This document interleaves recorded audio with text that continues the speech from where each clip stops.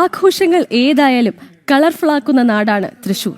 നഗരമധ്യത്തിലെ വടക്കുംനാഥ ക്ഷേത്ര മൈതാനം തന്നെയാണ് ഇത്തവണയും ഓണവിപണിയുടെ കേന്ദ്രം. ഉപ്പ് മുതൽ കർപ്പൂരം വരെ ഇവിടെ ലഭ്യമാണ്. ഒപ്പം ജൻസികളുടെ പൂരവും. ഓണം ഒരു ആഘോഷത്തിനപ്പുറം ഒരു കലയെ കൂടി സ്നേഹിക്കുന്ന നാട് അതിനെ വൈവിധ്യമാർന്ന രീതിയിലാണ് സ്വീകരിക്കുന്നത്. കുമ്മാട്ടിയുണ്ട്, പുലികളിയുണ്ട്, ഇവയെല്ലാം സംഗമിക്കുന്ന ഒരു ഓണാഘോഷമാണ് തൃശ്ശൂരിനുള്ളത്. ഓണത്തെ ഓരോരുത്തരും വ്യത്യസ്തമായിട്ട് സ്വീകരിക്കുന്ന സമയത്ത് അതിന്റെ ആഘോഷം തനിമയൊട്ടും ചോരാതെ അത് ഇപ്പോഴും നിലനിർത്തിപ്പോരുന്ന ഒരു നാട് കൂടിയാണ് തൃശ്ശൂർ.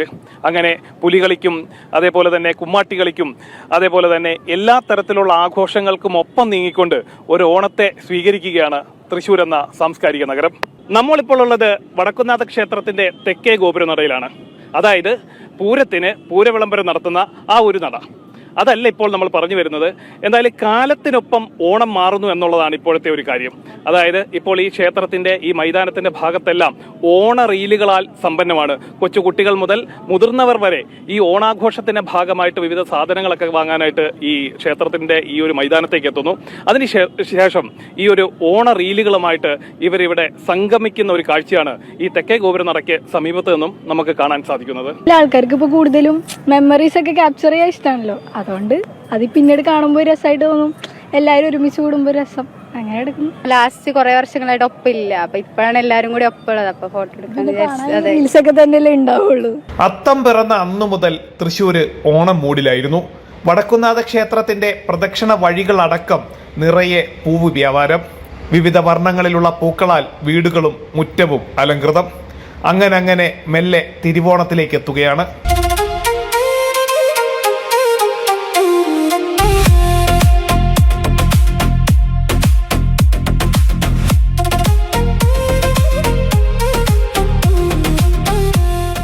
ഉത്രാടത്തിൽ ഓണാഘോഷത്തിന് വേണ്ട അവസാന ഘട്ട തയ്യാറെടുപ്പിലേക്ക് കടക്കുകയാണ് എല്ലാവരും.